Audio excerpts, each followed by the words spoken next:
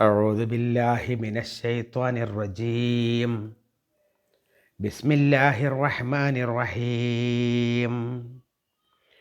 نحن نقص عليك نبأهم بالحق إنهم فتية آمنوا بربهم وزدناهم هدى وربطنا على قلوبهم إذ قاموا فقالوا ربنا رب السماوات والأرض لن ندعو من دونه إلها لقد قلنا إذا شططا هؤلاء قوم اتخذوا من دونه آلهة لولا يأتون عليهم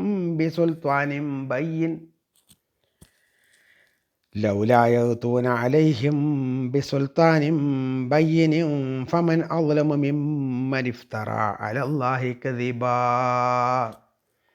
സദഖല്ലാഹുൽ അളീം. പ്രിയപ്പെട്ടവരെ,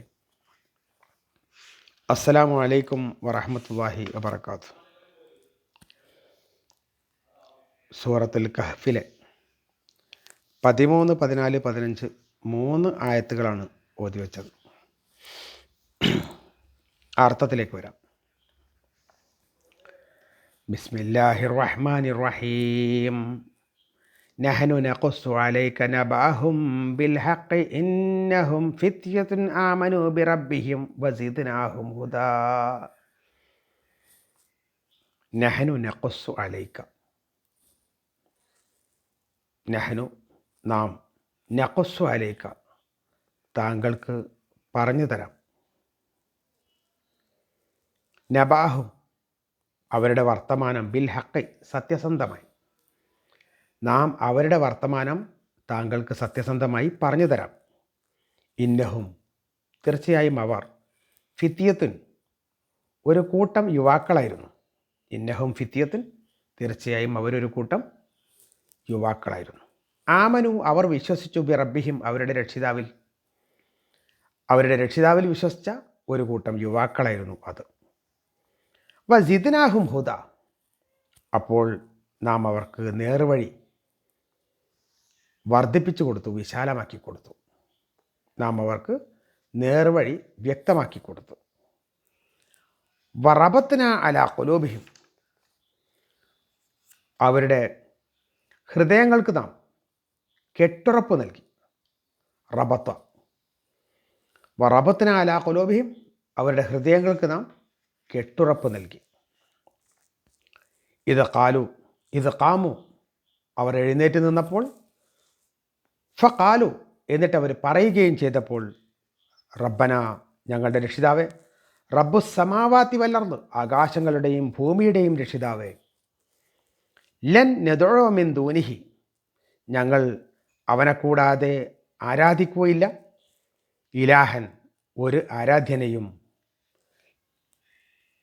ഞങ്ങൾ അള്ളാഹുവിനെ കൂടാതെ ഒരാരാധ്യനെയും ആരാധിക്കുകയില്ല എന്ന് പറഞ്ഞുകൊണ്ട് അവർ എഴുന്നേറ്റ് നിൽക്കുകയും ഞങ്ങളുടെ രക്ഷിതാവേ, ആകാശങ്ങളുടെയും ഭൂമിയുടെയും രക്ഷിതാവേ എന്ന് പറഞ്ഞുകൊണ്ട് അവർ ഈ കാര്യം വ്യക്തമായി പ്രഖ്യാപിക്കുകയും ചെയ്തപ്പോൾ, മാത്രമല്ല ലഖദ് ഖുൽന ഇദൻ ശത്വത അങ്ങനെയാണ് എങ്കിൽ ഞങ്ങൾ നിന്നെ മാത്രമേ ആരാധിക്കുകയുള്ളൂ എന്ന് പ്രഖ്യാപിച്ച ആ പ്രഖ്യാപനങ്ങൾ അത് നിലനിൽക്കുന്നില്ല എങ്കിൽ ഞങ്ങൾ അന്യായമായ വാക്ക് പറഞ്ഞവരായി പോകും. ലഖദ് ഖുൽന ഞങ്ങൾ പറഞ്ഞവരായിത്തീരും, ഇതൻ അപ്പോൾ ശത്വത്വ അന്യായമായ വാക്കുകൾ പറഞ്ഞവർ, മോശമായ വാക്ക് പറഞ്ഞവർ.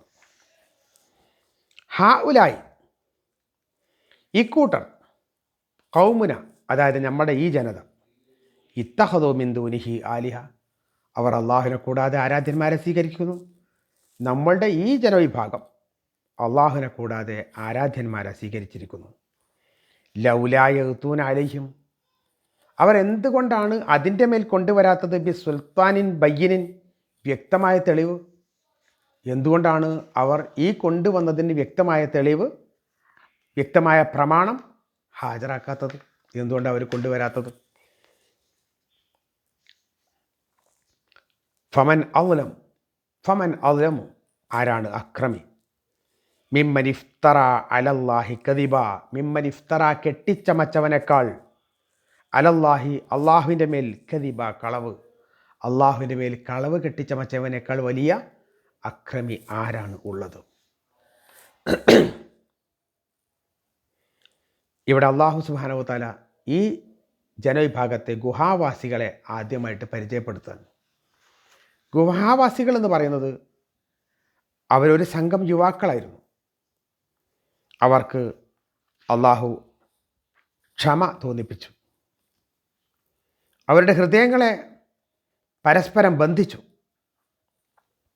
അവരുടെ രാജാവായ ദിഖ്യാനൂസ് ചക്രവർത്തി, അയാളുടെ മുമ്പിൽ അവർ സധൈര്യം അവരുടെ വിശ്വാസം പ്രഖ്യാപിച്ചു.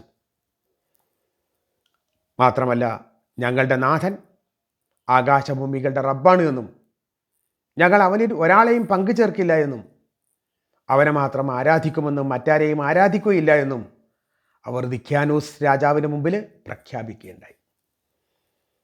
അത് കേട്ടയുടൻ അവരെ വേട്ടയാടാൻ അവർ കിങ്കരന്മാരെ പറഞ്ഞയച്ചു. അവരിൽ നിന്ന് രക്ഷപ്പെടാൻ വേണ്ടിയിട്ടാണ് ഇവർ ഈ ഗുഹയിൽ അഭയം പ്രാപിച്ചിട്ടുള്ളത് എന്നർത്ഥം. ഈ ആളുകളെ ഒരു നിലക്കും